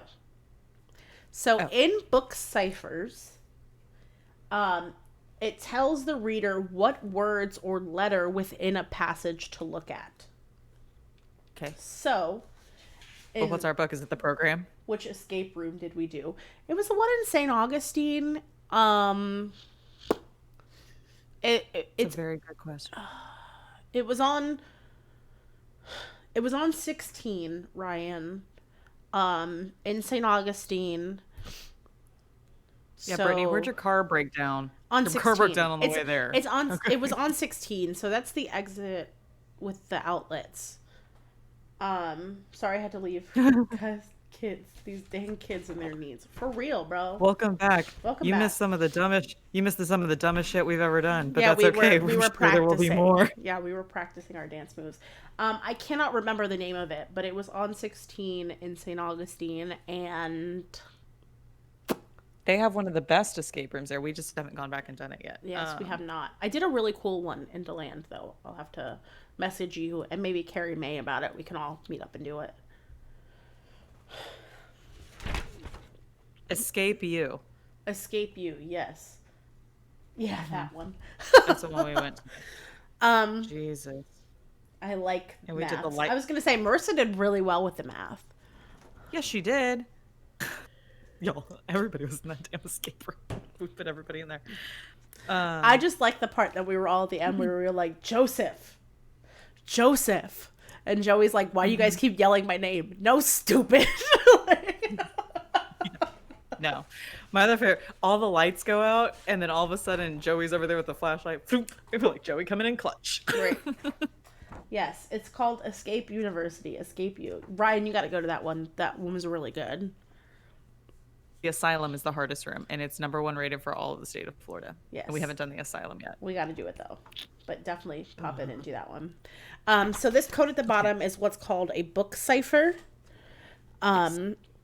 So they might look like dates, but actually what they are is, Angela, line 17, word 10. For what? What am I looking at? And Someone's the letter program? from, yes, so in the letter from Roland, Oh, I see what line he did there. 17, Okay. word 10. Oh, let me get back to the letter from fucking Roland. Okay. I already figured this Synopsis, out. I have it written down somewhere, but I don't have it with me right now. Well, and then let me be part of this. Hold on. I just need to find the letter again. I have it written down somewhere. Line 17. Does Yes. Ira count as line 1? Or does it actually start with, how are you and Evelyn holding up? 16, 17, and 10, 1, 2, 3, 4, 5, 6, 7, 8, 9, 10. No, so it starts with how are you and Evelyn. Angela Sending. screaming bloody murder in her yellow raincoat. Yes. So what is it? It was terrifying. Sending. Okay. Next one. Line 3, word 6. You. Sending you. Okay. It took me a minute. Sorry. Okay. Line 12, word 4. Dun, dun, dun. 1, 2, 3. The. The. Oh, The. God. What is it next to? Tree line. Okay. All right. Next one is line 23, word 9. Lord. What line was I just on? 12? Yes. 13, 14, 15, 16, 17, 18, 19, 20, 21, 22, 23? Yep. 4? Mm-hmm. I. Sending you the eye. I'm sorry. hold on. What did I say? 4? No, 9. 9. Sending you the money. Sending you the money. 5, 6, 7, 8, 9. Money. I was like, sending you the eyes? Ew. You know, What the hell kind of murder is this? I swear I can cipher. Then 23, 8. Enough. Sending you the Yes. money. Enough. Okay, 24, 10. 1, 2, 1, 2, 3, 6, 4, 5, 7, 8, 6, 9, 10. Enough 2? 2. 23, 13. So what does that cover? Sending you enough to cover. Yes. 5, 12. 1, 2, 3, 4, 5, 6, 7, 8, 9, 10, 11, 12. Your. Okay. And then 710. 1, 2, 3, 4, 5, 6, 7, 8, 9. Responsibilities. So sending you the money enough to cover your responsibilities. That's the whole cipher. Yeah. We're sure about responsibilities. Yeah.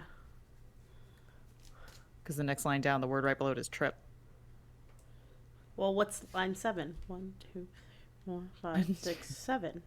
Yeah, it's responsibilities. Okay. Yeah, it is. It'd be cooler if he was sending him enough money to cover his trip. Right. Then I could be like, his trip where? What responsibilities, friends? What responsibilities? Did you get Evelyn pregnant? Do we have to cover that responsibility? Sounds like abortion money. Yeah, that's what... Thank you. What did I just say? Yes. Jules. Yes. Wow, sending you... We're a secret baby. Good job, guys. Money. Good job. We're all here. To cover... Wow, so weird. Look at everybody harping. It sounds like abortion money, baby. She's got a secret baby.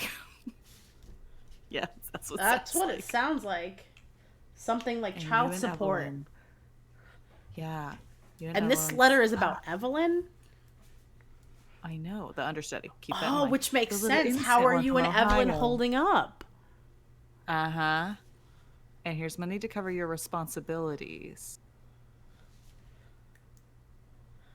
All right, I told you I didn't fucking trust Evelyn. No. This letter has nothing to do with what we need to do. Okay, so anyways, where are we? What are we on next? Jesus. Okay, sorry. We need to figure out what the hell the murder weapon is. So, I am going to read to you all the forensic report. Y'all, it looks so real. Even like this, the one Look how like real that in the looks. corner. Yeah. It's all worn. Look at that, and it's like clearly a copy of something. So first things first, I'm gonna show you guys the pictures from the autopsy. Yeah, you are, because that's the first line of this. So these are the pictures from the autopsy. Are they seeing this? I can't. Oh yeah. Can you raise it up a little bit? Yep. And here's the next one. Okay, so her hands were tied. Something was with her hips. So, okay. What this says is that the left side of her body, her wrists have perimortem trauma. Okay. She had the front left portion of her skull has extensive perimortem damage, which is likely the cause of death. Okay. The right side of her body, her pelvis has an antemortem degradation of her ligaments, so that happened after death. So she was laying on her side on her right side. Yeah. So yeah. The right hand has a healed antemortem injury. Okay, but that's before her death. And then the right forearm has a healed antemortem injury. It's like somebody grabbed her. Right. Or she fought. Yeah. Huh. So, in the forensic report, it says that her remains were discovered in an antique trunk stored at the attic of a theater in Manhattan. The advanced state of mummification would prevent the performance of a traditional autopsy, and the remains were sent to the facility for analysis. Mm-hmm. To avoid damaging the remains, the trunk was delivered to the lab in its entirety, and then the remains were extracted from the trunk, and each item in the trunk was cataloged. Mm-hmm. They did an X-ray, an MRI, and a CAT scan to enumerate the findings and identify the physiological characteristics that caused the death. So, what am I doing here?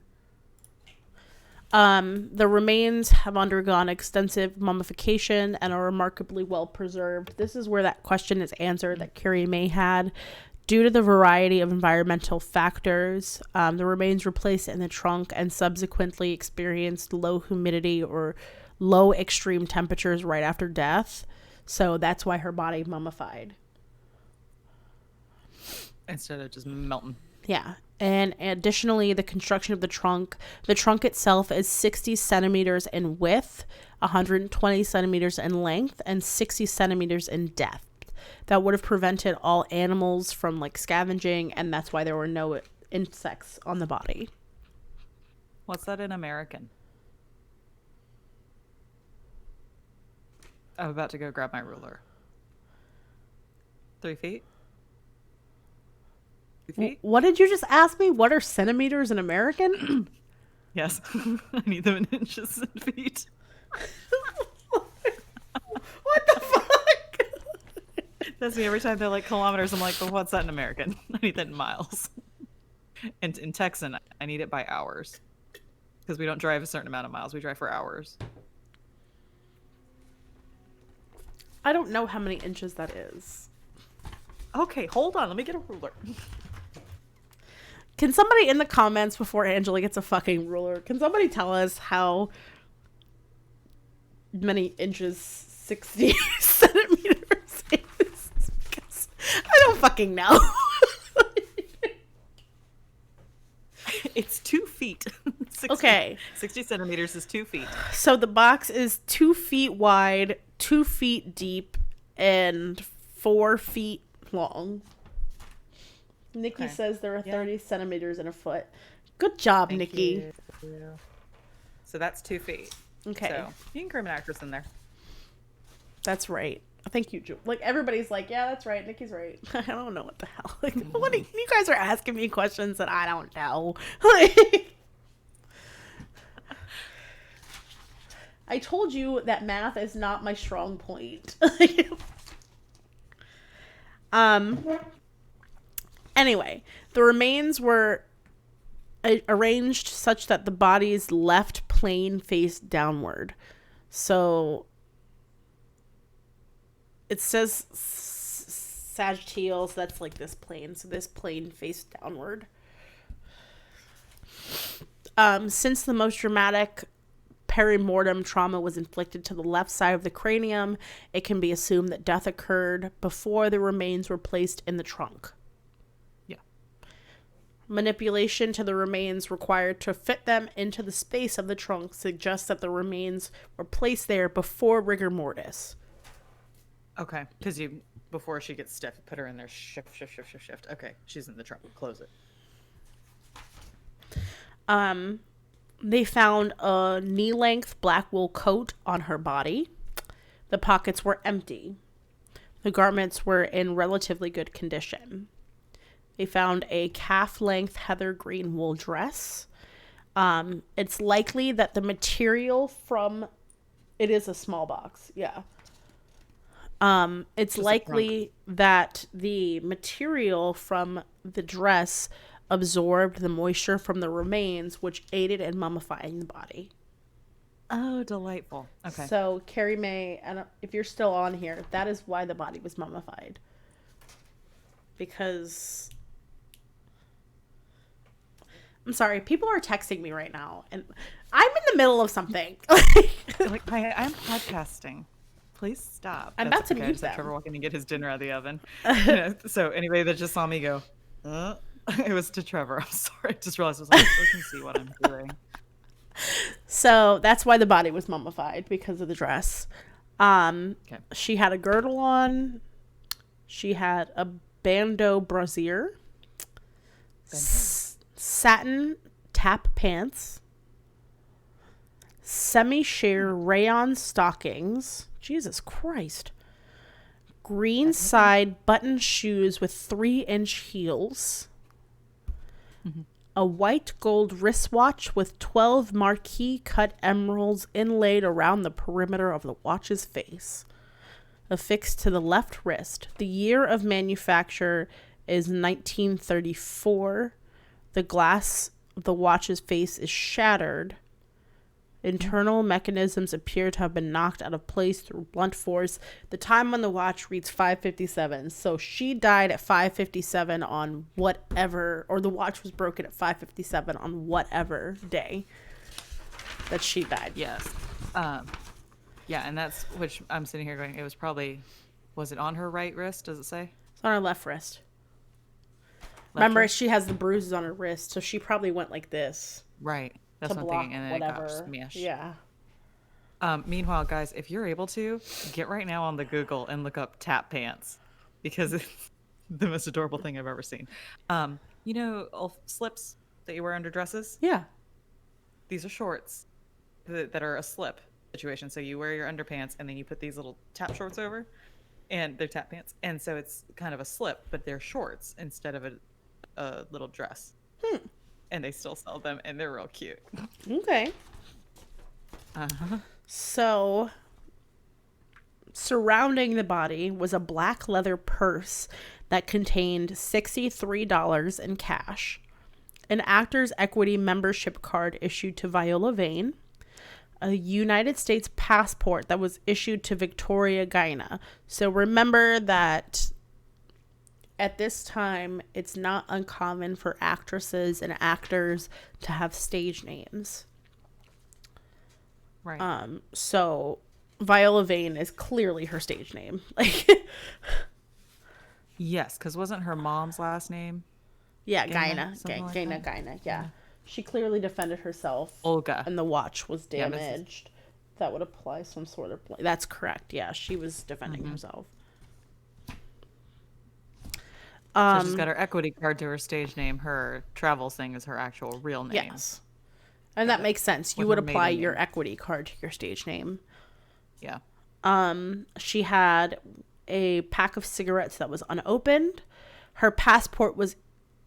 She was born on September 16th of 1911, just in case you guys cared.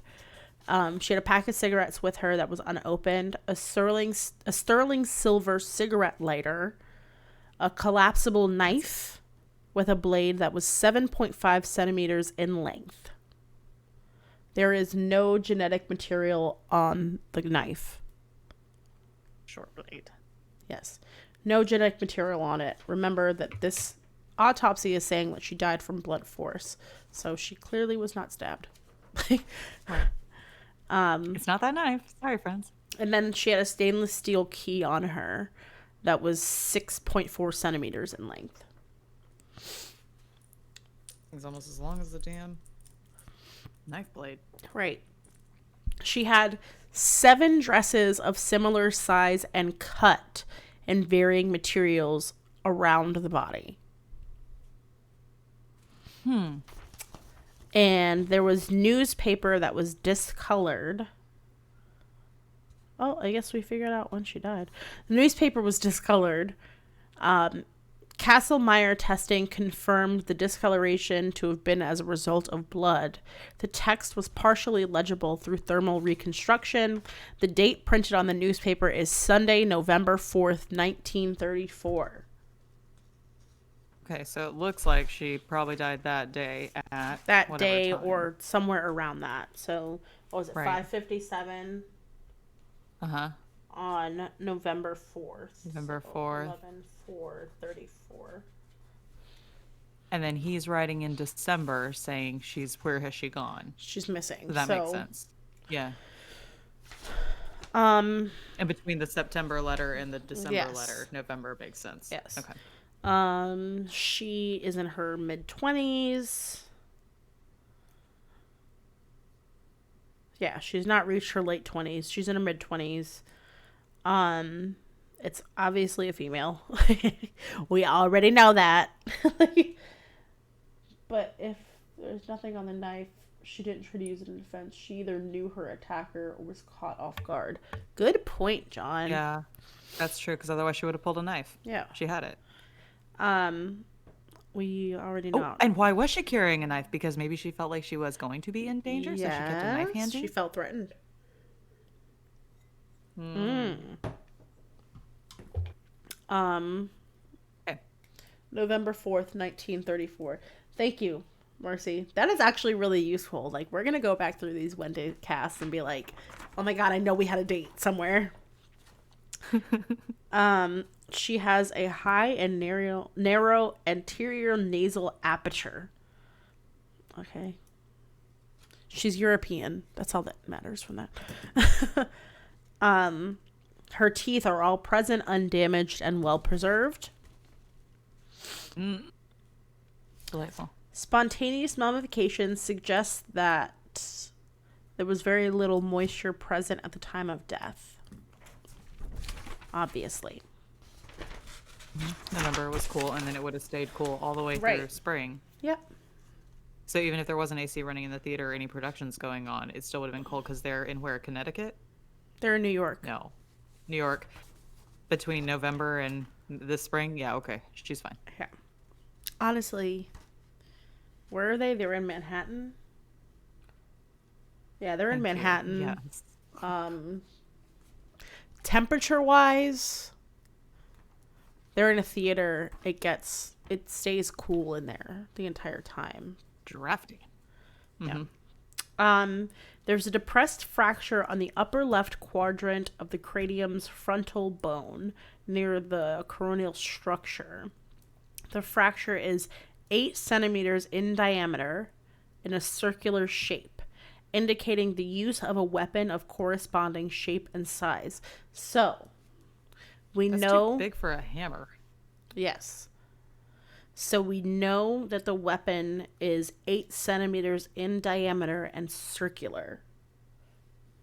It's so not Texas. They'll have a winter. Exactly. So it was probably cold most of the time.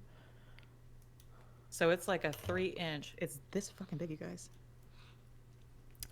The blow lodged numerous shards and splinters into the bone. Or splinters of the bone into the frontal lobe. So they hit her hard. So yeah, they did. A number of these bone fragments have remained partially attached to the cranium. This indicates that the periceutum was still present at the time of fracture. What the hell that means? And therefore the injury can be assessed as perimortem trauma. So, at the time of the injury, whatever the weapon was, a flashlight or a baton, a mallet, that is true. Something like that. Whatever the weapon was, it jabbed into her at the time of death. She died with that thing jabbed into her, and then they pulled it out. Thank you. Jesus. This, coupled with the total of absence of healing along the fracture lines, indicates the injury was the cause of death. Okay. Initial x-rays also indicated a foreign body embedded into one fragment of the subject's frontal bone. Extraction efforts revealed this body to be a single Kabakan cut ruby. From the necklace. So there was a ruby jabbed in her fucking head? Ugh. That was 3 centimeters in length, 3 centimeters in width, and 2 centimeters in height. So that's a prop. That's a prop from the show. Gotta be a prop from the show. Well, it's the necklace that in the show they end up trading her the necklace with the ruby that she's always wanted for her to do something else. Pretty sure and so it's definitely it's from the prop. Lining between your skull. It is, yes. Let me see where they described that thing. It's in the synopsis. Yes, John, you're right. That's what that is. But that means that thing had to be jabbed and then before you... Yeah. Okay, so in the show, the duo trades the necklace to Antonia in exchange for her public endorsement. And the centerpiece is a rare ruby, gemstone. Right? Sounds like a scepter, yes. Is what John says. It's a ruby necklace. So someone killed her, and then they took that prop piece and jabbed it into her. Okay. In addition to the extensive perimortem trauma of the cranium, there are several unhealed linear fractures present on the left distal radius of the scaffold and the left lunate. I don't know what that is. Paired with the damage to the watch in the same area, these injuries can be understood as defensive wounds. So she tried to defend herself, but we already know that. So she's doing that. Yeah, we already know she probably went like this to like block whatever it was. So she got hit with something. Mm-hmm. And whatever it was made contact with her wrist, and a small gemstone was lodged into her cranial bone while simultaneously lodging shards of her bone into her brain. Death, if not instantaneous, was likely to have occurred within minutes. Or wrapped the necklace around. Yeah. Yeah. Yes, because that's somehow the gemstone got lodged in. So I'm sitting here going, if it's from the necklace, it had to be wrapped around something that got used to hit her. So the next thing we have is the Midtown South Precinct. This is the basically list of evidence Yes. that was taken, everything that was logged from the, what's that thing called, from the prop room that she was in. Inventory sheet? An inventory sheet. So, my immediate thought when looking at this inventory sheet is to look at things that are missing and things that are inlaid with gems. Because we know that it had to have been something with a gem. Right. The first... Ew. Yeah. Sorry, musical clown doll. Yes. So we see a musical clown doll. It's a box inlaid with gems, emerald cut, 6 centimeters in length, 2 centimeters in width, 3 centimeter in height, several missing. But that's not right because what did they say? Square. Circle. Cabcon cut rubies, 3 centimeters, 3 centimeters, 2 centimeters. So that's not right. So we know it's not that. Mm-mm. Somebody's saying fist wrapped with a necklace. So we know it's not that. Where's the next thing? All right, we have a prop crown found atop a mannequin. That's not the right type of gem, though. Brioche gems. Let's be fair. Let's be fair. Let's read these all to them. So Yes. I'll start at the beginning. Go ahead. Because that's, no matter what, our people watching are going to be like, well, what's on the list? Right. Okay. So first item, one of them was a framed black and white photograph hanging on the wall, and subject is an unidentified male. Then there was the musical clown doll. And what's this search grid? Do you have a search grid? No. Okay. Dented metal box partially filled with dirt, and then it was inlaid with gems, emerald cut, and all that shit. Then there's a mannequin torso placed on a prop throne, and it was wearing sunglasses. Limbs were not found. So that could be the shoulder from a mannequin when you take that arm off. Prop throne. It was in the center of the room. Ornate wooden throne with holes in the upholstery. Prop crown found atop the mannequin's head. Severely dented. Briolette gems measuring 5 centimeters and then 3 and then 3. Well, sewing kit we know it's not that, though, because we're looking at Cabcon cut rubies. A sewing kit pushed underneath the prop throne, still in the cellophane wrap, so it's not that. Pan flute. It was atop the. I just like that there was a pan flute. The pan flute. It's on top of the shoe trunk. Initials AM carved into the flute. Paper mache prop swords. The trunk. They were in the trunk labeled S words. Swords. S words. S words. One sword was broken. Corresponding pieces were not found. 4 swords were bent. That just sounds like normal theater shit. Well, these have the hilts. And fancy ones, they have a round hilt. Yes. If you took that sword off, you have that round hilt, which would also have gems on it. But that's not the right gem inlay. We're looking at 3 centimeters in length, 2 in width, 4 in height. And our weapon is 3 in length, 3 in width, 2 in height. That doesn't work. Okay. Filled binders. Inside 2 cardboard boxes, and the binders are filled with various musical compositions. All right. So... paper mache head with fake blood. Atop boxes of fake facial hair in a canvas bag labeled Macbeth. Great. Box is a fake facial hair. Glue spilled inside the box. Number of individual items within unclear. Then we have loose ruby gemstones. Yep. Um, They were among the sand spilled from a sandbag. Why? Why? Yeah.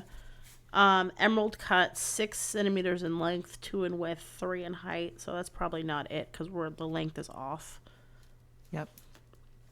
Sandbags, 2 punctured bags, sand on the floor. Why? They're just piled in a corner. Yeah. Why is the sand punctured though?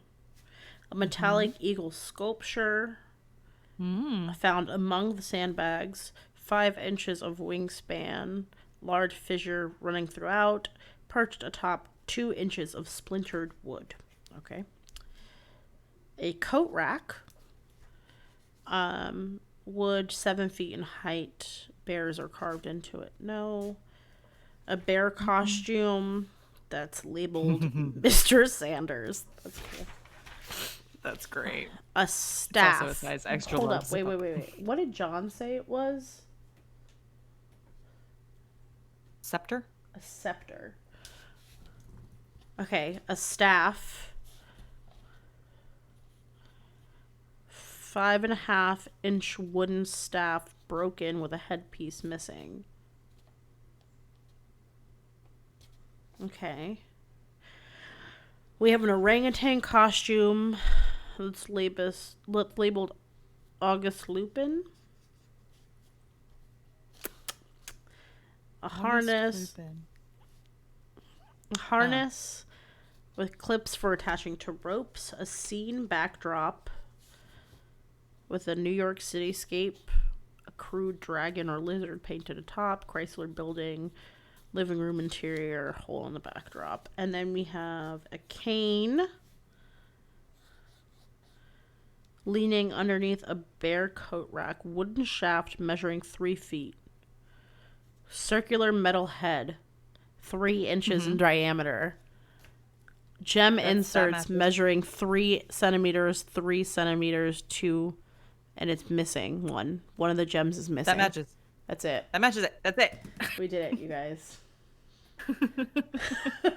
It's the cane because we took those centimeters and it equals 3 inches, so it's 3 inches in diameter, which is pretty fucking big. Yes. That's the top of the cane, and then it's missing one of the gems, which is measuring the same as the one that was in her head. It's a circular metal head. It's 3 inches in diameter. It's got the gem inserts measuring 3 centimeters in length, 3 centimeters in width, 2 centimeters in height, and it's missing one of the gems. And we found the gem in her body, 3 centimeters in length, 3 centimeters in width, 2 centimeters in height. That's it. It's in height. Perfect. That's it. It's the cane. Okay. So then, that's everybody in the comments. Do you agree now? Do you agree with us? We're thinking we're right. Everything else is like links of rope, stage lighting, prop, Thompson submachine gun, shoe trunks, box of speakers, drum set, splintered guitar neck. And so far, that's the only thing with the right measurements and the right size. Yeah. That's got to be it. Okay. So then we send an email? Are we at that point? Is there anything else we have to look over? I think that's it. Okay. The other evidence that we had in this box, if you guys are interested, we have this set of stage directions and like just it looks like overall like notes that like I'm off to play D&D. It looks like a set of like stage notes, like a stage manager is just taking notes about stuff. It's got stage directions on it. It's got questions about props and blocking and stuff. Yeah, and then what's funny is toward the end you have for home, milk, dry cleaning, Louise's Cosmopolitan, and then rehearsal notes. Who's needed? Viola, Evelyn, Hector, Ira, George, myself. Get there early to set up, and it's just like random note-taking notes. But one of these in here... these are from November 6, 1934. Different show. Yeah. Viola's name on it. Who is needed? So Viola got cast in something. Viola is forgetting lines. Run lines with her. Yeah. Shh. The stage left curtain is not pulling fast enough. Or stage right pulling too fast. Okay, so she was still alive November 6th. Ira favors Evelyn. Yeah, And he it does. says priorities.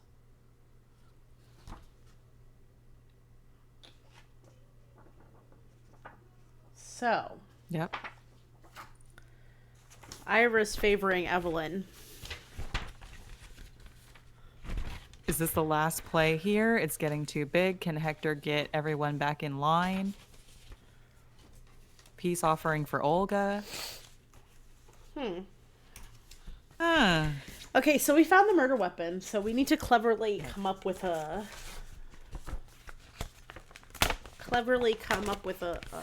email. Yeah, anybody that's still here in the comments, if you could help us do that. Yeah, I don't know how to. So we have to work Kane into the thing Yes. to let them know, hey, we've figured out it is the Kane. Yes. And then we put, what's it called in our subject line? But we can't just have the body say, Kane. What's the Kane? All right, so the subject has to say curtains. Marissa says the sandbags have something to do with it too. I think that the sandbags are somehow involved, but I don't necessarily know if it has something to do with the exact murder weapon or like if it has something to do with like leading up to her death. I think that's what we're going to end up finding because there's something now that we mentioned, is the curtain writing at the wrong time because that involves sandbags. And then there's a bunch of busted sandbags Right. where she's found and all that other shit. So I Cain guess we'll see on our next box. Cain killed Abel in the first murder. That's witty. Okay, so we have to figure out a way to put Cain in there. Okay, you're typing up this email? Yes, I will type it up. Yay. Thank you. Yeah. This is awesome. And then we'll expedite the next one and see when we Yes. get that. Yes, we will expedite the next one, you guys. That was super fun. Well, thanks for playing with us. Yes. This is awesome. Oh, and I love that it takes place in a theater. How freaking Yes. appropriate. That was actually really fun because like we like dive into like a bunch of stuff and Yeah. it gives our like audience the opportunity to play along with us, and that's fun that you guys play along with us because let me tell you, I think that this box was probably like kind of simple. Like it really just required a lot of reading. But I think in our future boxes things will not be so simple. No. It's going to be a lot of piecing this together. Where's this little thing? What does this mean? Right. All that kind of stuff. So thank That's you guys for sticking things out with us. Nikki says she could have been stabbing sandbags with her knife, possibly out of anger. That is true. They didn't find any genetic material on it. They didn't say. Huh. And why she's going crazy. Okay, so our next box, is it going to relate to this exact same case and we just move on to the next part of it? So our next box. So keep all this in your mind. Hopefully get in the next couple of weeks here. Our next box, I've always wanted to play one of these games. This is so cool to see how it runs and works. It is really, really cool. Yes. I know a lot of the people on the actual Facebook page were asking, like, can you do this with friends? Like, can you do this virtually? Obviously, it works virtually. Angela and I just sent all the information to her, and of course, like we read it out to you guys, so of course it works virtually. But yeah, so our next box will be pertaining to this case. It'll have another goal for us to finish. Good. And so that'll be what? Hopefully next Wednesday, depending on when we get the mail. I don't know. If I expedite it today, it took about 2 weeks. So maybe not next Wednesday, but the Wednesday after. So hold on to your butts, guys. Yeah. And then we'll have this saved so that way you can go back if you missed any part of it, like Carrie had to take care of her kids. Come back and watch the whole thing again. Get refreshed right before we go into that next box. And then hopefully what I can do, I already have the PDFs and everything. So hopefully what I can do is go ahead and get the Google Doc up so that we can upload what we have and you guys can kind of see like who our characters are, what we're doing, stuff like that. Yeah, all the stuff that we were holding up for you guys to look at, she's got them in a doc. So that way you can sit there and examine them as well. Make your own little notes, print them out if you want, and play along with us. Yep. Yay. Sweet. Okay. Well, I have to go eat dinner. So let's get on out of here. I need to go send this email. So, if you guys have, is there any way to post all the case notes maybe in Discord? Yes. And John, like I just said, I'm going to do a Google Doc, and I will create the Google Doc, and then I'll copy the link and put it in the comments for this video, so that all of you guys will have this. So if you're commenting, never mind. So if you have commented on this video, then you should get like an alert, like Crush and Pressed commented on blah, blah, blah. Mm-hmm. And if you specifically want to be involved in it, drop a comment on this. Oh, bye, Jules. If you specifically want to be involved in this, drop a comment on this, or of course, just like shoot us a message. And if you don't see it in the comments here, I'll just send that link to you in your messages. Hey. Okay. And then join us Sunday at 7 p.m. We're in our 27 club. We're moving on to Jim Morrison, and it's going to be a big ass episode that we're both researching all the information, and we'll just throw it all at you. We'll just throw it all out there. If you guys have any questions, comments, concerns, you know what to do. Drop a comment. Hit us up in our DMs. Slide in there. Whatever the teenagers say nowadays. Sexy time. Yeah, get in our DMs and let us know. As always, follow us on social media. We're on Facebook, Instagram, Twitter, Discord. Literally every probably thing that you can find. Also watch our virtual show. Yes. Thank you, Brittany. So this Saturday on the City Repertory Theater Facebook page, we're going to have a watch party, and it's going to be for our virtual cabaret, Bridging the Distance, Songs of Love, Hope, and Harmony, now that I've finally memorized that title. It runs for about half an hour, so from like 7:30 to 8ish, and you can join in and comment with us on there. There's a text box in the watch party, so you can sit there and talk with me, and Flip will be in there, and then a lot of the performers will be in there, and we can have full-on conversations about that too. So Saturday at 7:30 p.m. Florida time. So if you're in Texas, 6:30, California, whatever, adjust. And we'll put a link to that too, probably somewhere on our page. Is it 6:30 at least to get you in to the right Texas? page. 1 hour behind. Yeah. Mm-hmm. Yeah. Yep. I know. I know Texas is so big that like I just feel like they are in 2 different time zones. It's all one. They're central. Okay, you guys. If you have, like I said, questions, comments, concerns, drop them. And what else do we have to tell people? Oh, thank you to the Last Electric Rodeo Band for providing us with their song, Bronze Age of Horror. Yes, if you guys want to find out more about the Last Electric Rodeo, go to lastelectricrodeo.com. Stay for that song. We'll see you guys on Sunday. Peace out, you guys. Bye. Have a wonderful week.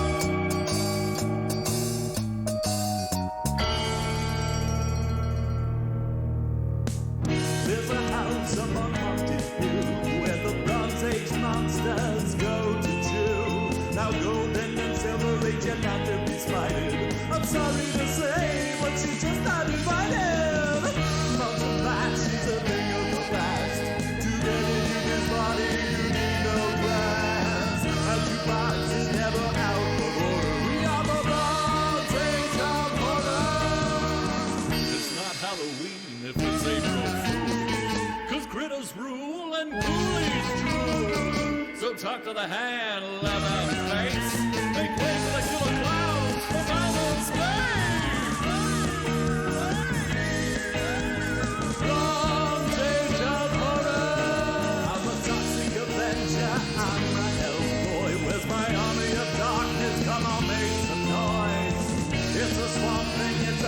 at life. Pumpkinhead with a fork and Chucky with a knife. But the match isn't big of a fast. To get into this party, you need no class. You didn't know we're right around the corner. We are the Bronze Age of horror.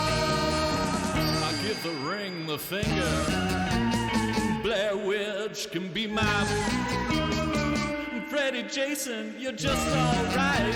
But we're hanging with the gremlins just after midnight. We are the Bronze Age of horror. The Bronze Age of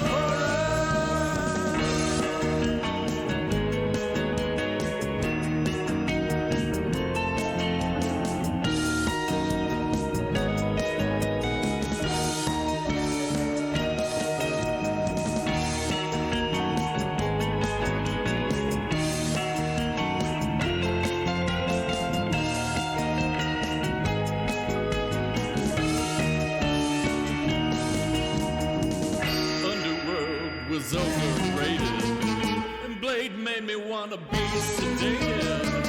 Ghostface just made me mad. I only scream 'cause it sucks so bad. Who's grateful for the Walking Dead? And Twilight could suck up. Buffy wasn't a total bummer, but I don't